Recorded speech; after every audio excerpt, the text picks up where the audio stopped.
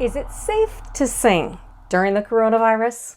Hey there, I'm Kim Snyder, the creator of the Voice Club method, which is literally the only method out there that was created to help empower you to master your own voice and actually know how you did it, based on the science, not on someone's opinion of someone's opinion of someone's opinion of some book somewhere. Don't get me started. All right.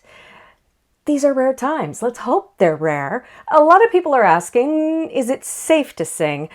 If you caught any of the videos, I did a whole video series for worship singers.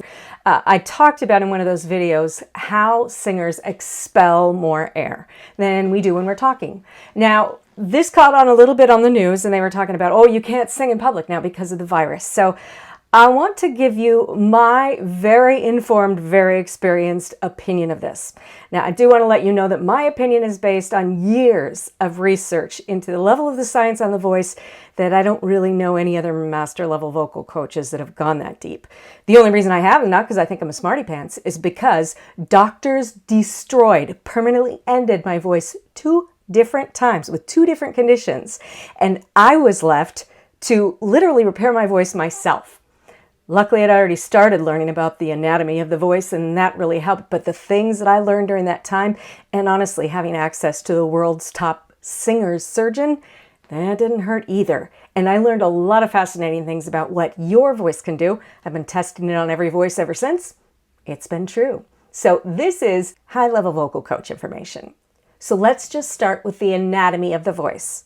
When we speak in a normal conversation, germs that expel from our face are only going a few inches. We really don't expel a lot of air. Now, depending on how you sing, if you're a big power singer, you're going to expel air and anything else that's, spit related out of your mouth a little bit further. But the truth is that the body, even if you've got, let's just say you're all out in a screamo band.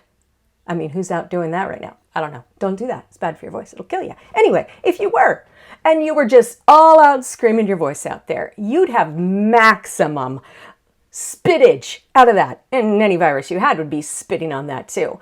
But did you know that none of those things, those elements that carry viruses that are in the saliva, in the mouth, can carry more than probably 8, maximum 12 inches. If you're 6 feet away, you're so beyond the point. Think about this. 1 foot. If you are 2 feet away from your audience, we could do a medical test. I'm not a scientist. I just had a chance to visit with some top medical people that most singers cannot get an appointment with. So I'm passing that information along to you. So first of all, if somebody's singing at you and you're a few feet away, you're not going to catch something they have, whether it's the sniffles, whether it's a flu or the coronavirus. You are not going to catch it. It's not physically possible. But here's how singers do get sick. Singers get sick by getting things on microphones and musical equipment and then touching them on their mouths and face. Just like they say, don't touch your face, don't do all this stuff. Well, we share mics a lot. I spent 25 years in radio and we had to share the same mic. You didn't have a choice. It is in the studio. You go in, you have to share the mic.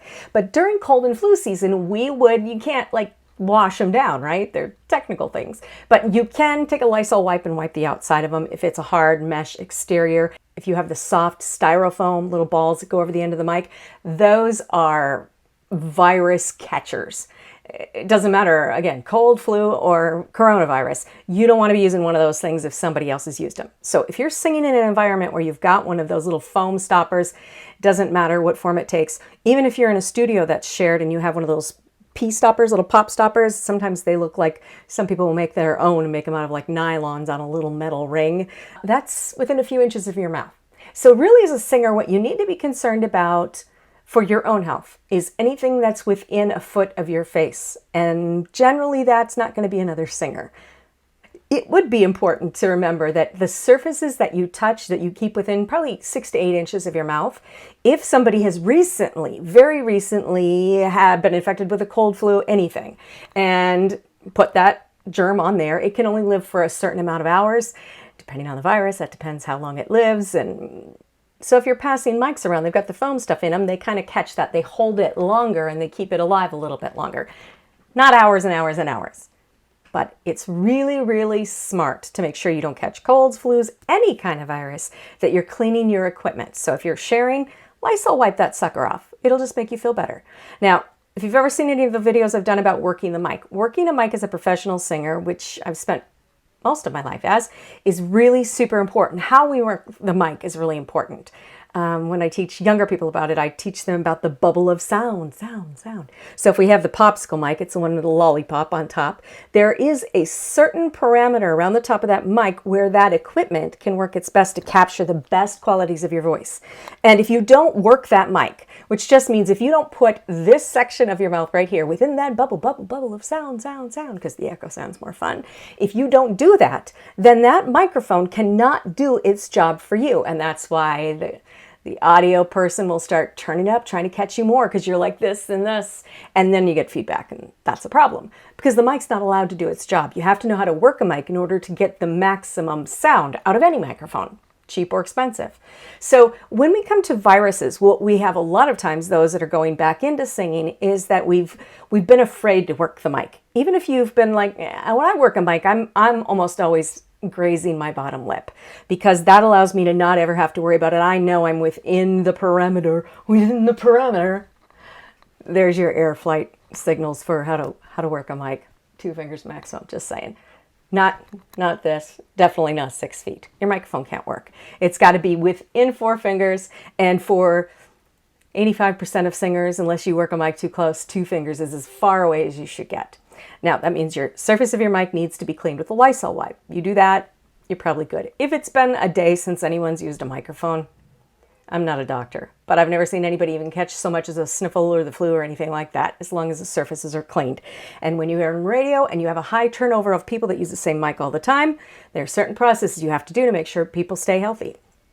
Now, in my work as a live singer, usually on the bottom end bands, when you get to the top end bands, people bring in rented equipment and they clean it because it's valuable, it's very expensive. But in some of my earlier work with the bottom end bands, you get the really cheap equipment, nobody even thinks about cleaning it off. As a singer, you have to just come, get your Lysol wipe, clean your mics, but do not stop working the mic. You've got to get close enough to make that mic work. The more you move it away, the more the sound person is going to turn it up. The more when they get your voice, it's not going to sound true to the qualities that are really great in your voice. It's going to make you sound worse, basically. Work the mic. You can do that safely as long as your mic is clean, and don't pass your mic off to another person within the same few hours. That will not only keep you safe from the virus, it'll keep you healthy when you're out there singing a lot. And I hope you're getting cabin fever enough, if you're not out singing, that you're dying to get out there and sing. I happen to be in one of those closed down states, Seattle, so we ain't ever getting out of here to sing again. We're singing through you. I hope you're out doing it. For those of you who run sound, whether you're running your own sound at home because you're doing videos from home, or you're the audio person for your worship team, or a band that's actually found a place to go sing, the temptation for singers right now is to really pull back off the mic, like we talked about. And of course, you're going to do what you have to do. You're going to try to turn it up. Let me give you a little insight to what we do to kind of sweeten the sound when we do live sound that you can really use just if you're doing it at home. Regardless of your setup, you've got some kind of EQ, probably either in software or hardware where you can turn up the highs and the lows and make things sound sparkly or deep or whatever. For the female voice, right around 400 hertz is like a sweet spot, almost always, where the frequency of the voice, well, all our voices are different, but if instead of boosting the overall volume of your microphone, if you have a singer or yourself, you're freaked out, you're holding your mic out here, first, don't do that. 4 fingers. 2 is best. But when you're running your own sound or running sound for other singers, you can turn up just between the mid to high frequencies a little bit. The vocal will cut through much better without having to raise the overall volume. For a male voice, this sweet spot is a little bit lower. So clean your mics, find your sweet spot, crank it up in your mix, then get out there and sing.